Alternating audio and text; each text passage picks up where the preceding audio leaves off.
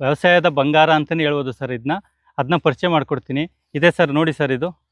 ಇದು ಎಲ್ಲರೂ ಬೂದಿ ಜೊತೆ ಕನ್ಫ್ಯೂಸ್ ಮಾಡ್ಕೊಬಿಡ್ತಾರೆ, ಇದೇನು ಬೆಂದಿರೋ ಬೂದಿ ಅಂತ. ಇದು ಅದಲ್ಲ ಸರ್ ಇದು. ಇದನ್ನ ಪೈರಾಲಿಸಿಸ್ ಮಾಡಿ 400 ರಿಂದ 700 ಡಿಗ್ರಿವರೆಗೆ ಈ ಆರ್ಗ್ಯಾನಿಕ್ ವೇಸ್ಟ್ ಬರುತ್ತಲ್ಲ ಸರ್, ಅದನ್ನ ಡಿಕಂಪೋಸ್ ಮಾಡಿರೋದು ಸರ್. ಈಗ ನಾವು ಕೆಮಿಕಲ್ ಫರ್ಟಿಲೈಸರ್ಸ್ ಹಾಕಿದ್ರೆ ಅದು 15 ರಿಂದ 1 ತಿಂಗಳವರೆಗೂ ಇರುತ್ತೆ. ಕೊಟ್ಟಿಗೆ ಗೊಬ್ಬರ ಹಾಕಿದ್ರೆ 1 ವರ್ಷದಿಂದ 2 ವರ್ಷ ಮ್ಯಾಕ್ಸಿಮಮ್ ಅಂದರೆ ಅಷ್ಟಿರುತ್ತೆ. ಇದು ಇದೆಯಲ್ಲ ಸರ್, ಇದು ಹಾಕಿದ್ರೆ 100 ರಿಂದ 1000 ವರ್ಷದವರೆಗೂ ನಮ್ಮ ಭೂಮಿಲಿ ಆರ್ಗ್ಯಾನಿಕ್ ಕಾರ್ಬನ್ನ ಮೇಂಟೈನ್ ಮಾಡುತ್ತೆ ಸರ್. ಸರ್ ಇದನ್ನ ನಾನು ಪರ್ಸ್ನಲಾಗಿ ಯೂಸ್ ಮಾಡಿ ಇದರಿಂದ ಅದ್ಭುತವಾದ ರಿಸಲ್ಟ್ನ ಪಡೆದಿದ್ದೀನಿ ಸರ್. ಹೆಂಗೆ ಅಂತ ಹೇಳಿದ್ರೆ ಸರ್, ನಾನು ಪ್ರತಿ ಸಲ ರಸಗೊಬ್ಬರ ಹಾಕ್ಬೇಕಾದ್ರು 2 ಮೂಟೆ 25 kg 1 ಬ್ಯಾಗ್ ಬರುತ್ತೆ ಸರ್. ಆ ಬ್ಯಾಗ್ನ ಯೂಸ್ ಮಾಡಿ ನಾನು ಕಂಟಿನ್ಯೂಸ್ 2 ಇಯರ್ಸಿಂದ ಯೂಸ್ ಮಾಡಿದ್ಮೇಲೆ ಫುಲ್ಲು ಸರ್ ಗಿಡ ಹಚ್ಚ ಹಸಿರು ಆ ಥರ ಇದೆ ಸರ್. ಕಂಪ್ಲೀಟಾಗಿ ಗ್ರೀನಿಶ್ ಆಗಿ ಬರುತ್ತೆ ಸರ್. ಆಮೇಲೆ ನ್ಯೂಟ್ರಿಯೆಂಟ್ನ ನಾವು ಭಾಳ ಕಡಿಮೆ ಕೊಡಬೇಕು, ಕಡಿಮೆ ತಗೊರುತ್ತೆ ಸರ್ ಗಿಡಕ್ಕೆ. ನಾವು ಫರ್ಟಿಲೈಸರ್ ಡೋಸೇಜೇ ಕಡಿಮೆ ಆಗುತ್ತೆ. ಅದರಿಂದ ನಮಗೆ ಕಾಸ್ಟ್ ಎಫೆಕ್ಟಿವ್ ಆಗಿ ಅರ್ಧ ತಗೊರುತ್ತೆ ಸರ್. ನಾವೀಗೇನು ಜನರಲಾಗಿ ಅಪ್ಲೈ ಮಾಡ್ತೀವಿ ಅದರಲ್ಲಿ ಅರ್ಧ ಕೊಟ್ಟರೆ ಸಾಕಾಗುತ್ತೆ. ಹಿಂಗೆ ಹೋಗ್ತಾ ಹೋಗ್ತಾ ನಾವು ಯೂಸ್ ಮಾಡ್ಕೊ ಹೋಗ್ತಿದ್ರೆ ರಸಗೊಬ್ಬರ ಇಲ್ಲಂತೆ ನಾವು ಮಾಮೂಲಿ ಮೊದಲೆಲ್ಲ ಹಿಂದೆ ಎಲ್ಲ ಹೆಂಗೆ ಅಗ್ರಿಕಲ್ಚರ್ ಮಾಡ್ತಿದ್ರು ಆ ಥರ ಮಾಡ್ಬೋದು ಅನ್ನೋದು ನನ್ನ ಅನಿಸಿಕೆ ಸರ್. ಸರ್ ಈ ಬಯೋಚಾರ್ಜ್ನ ನಾನು ಯಾವ ಥರ ಯೂಸ್ ಮಾಡಿದೆ ಅಂದರೆ ಸರ್, ಪ್ರತಿ ಸಲ ರಸಗೊಬ್ಬರದ ಜೊತೆ ಮಿಕ್ಸ್ ಮಾಡಿ ಯೂಸ್ ಮಾಡಿದೆ. ಇದನ್ನ ನಾವು ಡೈರೆಕ್ಟಾಗಿ ಹಂಗೆ ಹಾಕಿದ್ರೆ ಆಗಲ್ಲ, ಇದು ನೆಗೆಟಿವ್ಲಿ ಚಾರ್ಜ್ಡ್ ಇರುತ್ತೆ. ಇದನ್ನ ನಾವು ಕೊಟ್ಟಿಗೆ ಗೊಬ್ಬರದ ಜೊತೆ ಯೂಸ್ ಮಾಡಬೇಕು ಅಥವಾ ರಸಗೊಬ್ಬರದ ಜೊತೆ ಯೂಸ್ ಮಾಡ್ಬೋದು. ಇದು ರಸಗೊಬ್ಬರ ಅಥವಾ ಕೊಟ್ಟಿಗೆ ಗೊಬ್ಬರದ ಜೊತೆ ಯೂಸ್ ಮಾಡಿದಾಗ ಏನಾಗುತ್ತೆ ಅಂದರೆ ಸರ್, ಇದು ಅದರಲ್ಲಿ ಇರೋದನ್ನ ತಗೊಂಡು ಚಾರ್ಜ್ ಆಗುತ್ತೆ. ಚಾರ್ಜ್ ಆಗಿದ್ದು ಲೈಕ್ ಬ್ಯಾಟ್ರಿ ಥರ ವರ್ಕ್ ಮಾಡುತ್ತೆ. ನಮ್ಮ ಭೂಮಿಗೆ ಹಾಕಿದಾಗ ನಮ್ಮ ಗಿಡಕ್ಕೆ ಯಾವಾಗ ಬೇಕು ಅವಾಗ ಮಾತ್ರ ರಿಲೀಸ್ ಮಾಡುತ್ತೆ ಸರ್ ಇದು. ಇದರಿಂದ ಇದು ಯೂಸ್ ಮಾಡೋದ್ರಿಂದ ನಮ್ಮ ಕಬ್ಬುಗಳು ಇದೆಲ್ಲ 15 ಫರ್ಟಿಲೈಸರ್ ಹಾಕಿದ್ರೆ 15 ಡೇಸ್ಗೆ ಕೆಂಚಕಾಗ್ಬಿಡುತ್ತೆ. ಬಟ್ ಇದು ಯೂಸ್ ಮಾಡೋದ್ರಿಂದ ಡಾರ್ಕ್ ಗ್ರೀನ್ ಥರ ಉಳಿಯುತ್ತೆ ಸರ್ ಇದು. ಎಲ್ಲ ರೈತರುಗಳು ಏನು ಅಡಾಪ್ಟ್ ಮಾಡದೆ ಹೋಗಲಿ, ಕೊಟ್ಟಿಗೆ ಗೊಬ್ಬರ ಹೊಡಿನಿಲ್ಲ ಅಂದರೂ ಸಹ ಈ ಬಯೋಚಾರ್ನ ಯೂಸ್ ಮಾಡಲೇಬೇಕು ಅಂತ ನಾನು ಕೇಳ್ಕೊತೀನಿ ಸರ್. ಸರ್ ಇದನ್ನು ಬರೀ ಕಬ್ಬು ಅಂತಲೇ ಅಲ್ಲ, ಎಲ್ಲ ಬೆಳೆಗೂ ರೈತರು ಯಾವ ಬೆಳೆ ಮಾಡಿದ್ರು ಪ್ರತಿ ಸಲ ಅವರು ಗೊಬ್ಬರ ಅಥವಾ ರಸಗೊಬ್ಬರ ಹಾಕ್ಬೇಕಾದ್ರೆ ಇದನ್ನ ಬ್ಲೆಂಡ್ ಮಾಡ್ಕೊಂಡು ಹಾಕಿದ್ರೆ ಭಾಳ ಬೆನಿಫಿಟ್ಸ್ ಆಗುತ್ತೆ ಸರ್. ತೆಂಗು, ಅಡಿಕೆ, ಕಬ್ಬು, ಯಾವುದೇ ತರಕಾರಿ ಬೆಳೆಗಳು ಮಾಡ್ತಿರ್ತಾರೆ ಎಲ್ಲದಕ್ಕೂ ಯೂಸ್ ಮಾಡಬೇಕು. 25 kg ಬ್ಯಾಗು 2 ಬ್ಯಾಗ್ ಮಿಕ್ಸ್ ಮಾಡ್ಕೊ ಯೂಸ್ ಮಾಡ್ತಾ ಇದ್ದರೆ ಅವ್ರ ಸಾಯಿಲ್ದು ಆಟೋಮೆಟಿಕ್ಕಾಗಿ ಹೆಲ್ತ್ ಇಂಪ್ರೂವ್ ಆಗುತ್ತೆ. ಸಾಯಿಲ್ ಟೆಕ್ಸ್ಚರ್ ಚೇಂಜ್ ಆಗುತ್ತೆ, ಸಾಯಿಲ್ ಗುಣಮಟ್ಟ ಭಾಳ ಇಂಪ್ರೂವ್ ಆಗುತ್ತೆ ಸರ್. ಅವ್ರಿಗೆ ಗೊತ್ತಾಗುತ್ತೆ. 2 ಇಯರ್ಸ್ ಯೂಸ್ ಮಾಡಿಬಿಟ್ರೆ 3ನೇ ವರ್ಷಕ್ಕೆ ಅವರೇ ಹೇಳ್ತಾರೆ ನನ್ನ ಮಣ್ಣಿನ ಫಲವತ್ತತೆ ಹೆಂಗೆ ಇಂಪ್ರೂವ್ ಆಯಿತು ಅಂತ ಹೇಳ್ತಾರೆ ಸರ್. ನೋಡಿ ಸರ್, ಇಲ್ಲಿ ನಾವು ಯಾವ ಥರ ಮಿಕ್ಸ್ ಮಾಡ್ತಿದ್ದೀವಿ ಅಂತ ಸರ್. ಇದು ನಾರ್ಮಲ್ ಪೊಟ್ಯಾಷಿಯಮ್ ಮತ್ತು 10-20 ಇಪ್ಕೊ ಅಂತಾರಲ್ಲ ಸರ್, ಅದಕ್ಕೆ ನಾವು ಈ ಥರ ಪ್ರತಿ ಸಲ ಕೊಡಬೇಕಾದ್ರೂ ಈ ಥರ ಬಯೋಚಾರ್ನ ಮಿಕ್ಸ್ ಮಾಡಿ ನಾವು ಸಾಯಿಲ್ ಅಪ್ಲಿಕೇಶನ್ ಮಾಡಿಸ್ತೀವಿ ಸರ್.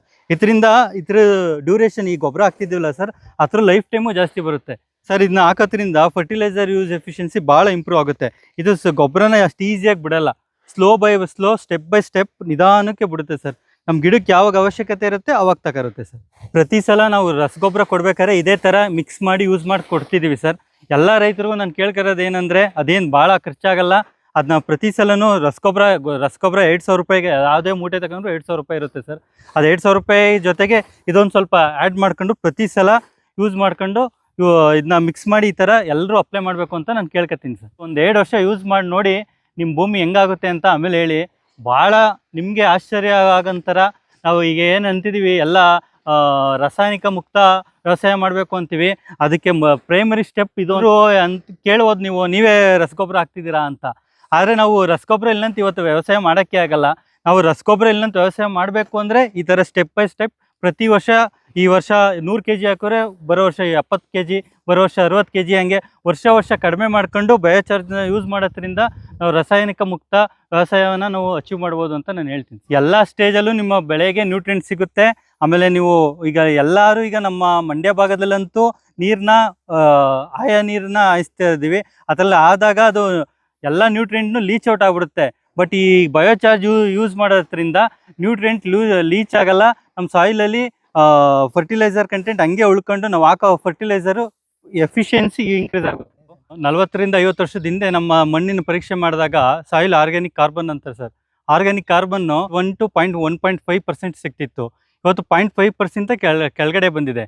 ಈಗ ಎಲ್ಲ ರೈತರುಗಳು ಬಂದು ಒಂದೇ ಪ್ರಾಬ್ಲಮ್ ಹೇಳ್ತಾರೆ ಸರ್. ಏನಂದರೆ, ನಮ್ಮ ಏನೇ ಮಾಡಿದ್ರು, ಎಷ್ಟೇ ಖರ್ಚು ಮಾಡಿದ್ರು, ಎಷ್ಟೇ ಉಪ್ಪು ಹಾಕಿದ್ರು, ಎಷ್ಟೇ ಗೊಬ್ಬರ ಹಾಕಿದ್ರು ನಮ್ಮ ಮಣ್ಣಿನಲ್ಲಿ ಇಳುವರಿನೇ ಬರಲ್ಲ ಅಂತಾರೆ. ಅದು ಏನಕ್ಕೆ ಅಂತ ಹೇಳಿದ್ರೆ ಆರ್ಗ್ಯಾನಿಕ್ ಕಾರ್ಬನ್ ಕಡಿಮೆ ಆಗ್ಬಿಟ್ಟಿದೆ. ಸಾಯಿಲ್ನ ಚೆಕ್ ಮಾಡಿಸಿ ನೋಡಿದ್ರೆ 0.5ಗಿಂತ ಕೆಳಗಡೆ ಬರ್ತಿದೆ. ಕೊಟ್ಟಿಗೆ ಗೊಬ್ಬರ ಅಷ್ಟು ಅವೈಲಬಿಲಿಟಿ ಇಲ್ಲ. ಅದಕ್ಕೆ ಇನ್ನೊಂದು ಪರ್ಯಾಯವಾಗಿ ಏನು ಯೂಸ್ ಮಾಡಬೇಕು ಅಂದರೆ ಬ್ಲ್ಯಾಕ್ ಗೋಲ್ಡ್ ಬಯೋಚಾರ್ ಸರ್. ಇದನ್ನ ಹೆಂಗೆ ಮಾಡ್ತಾರೆ ಅಂತಂದರೆ ಸರ್, ಇದನ್ನ ಈ ಆರ್ಗ್ಯಾನಿಕ್ ವೇಸ್ಟ್ ಇರುತ್ತಲ್ಲ ಸರ್, ಇದನ್ನ ಪೈರಾಲಿಸಿಸ್ ಮುಖಾಂತರ ಬರ್ನ್ ಮಾಡಿ ಅದರಲ್ಲಿ ಇರೋಂಥ ಆ ಕಾರ್ಬನ್ನ ರಿಟೆನ್ಷನ್ ಮಾಡಿ ಇದನ್ನ ಭೂಮಿಗೆ ಹಾಕಿದ್ರೆ ಕನಿಷ್ಠ ಅಂದರೂ 100ರಿಂದ 150 ವರ್ಷಗಳವರೆಗೂ ಭೂಮಿಲಿ ಉಳ್ಕರುತ್ತೆ. ಇದನ್ನ ರೈತರು ಪ್ರತಿ ಸಲ ಗೊಬ್ಬರದ ಜೊತೆ ಯೂಸ್ ಮಾಡಬೇಕಾದ್ರೂ ಒಂದು ಎಕರೆಗೆ ಕನಿಷ್ಠ ಅಂದರೂ 2 ಟನ್ನ ಇದನ್ನ ಹಾಕಬೇಕು ಅಂತ ಹೇಳ್ತಿದ್ದಾರೆ ಇದನ್ನ. ಆದರೆ ಅಷ್ಟನ್ನು ಹಾಕೋಕ್ಕೆ ನಮ್ಮ ರೈತರ ಕೈಲಿ ಆಗಲ್ಲ, ಯಾರೇ ಆದರೂ ಹಾಕೋಕ್ಕಾಗಲ್ಲ.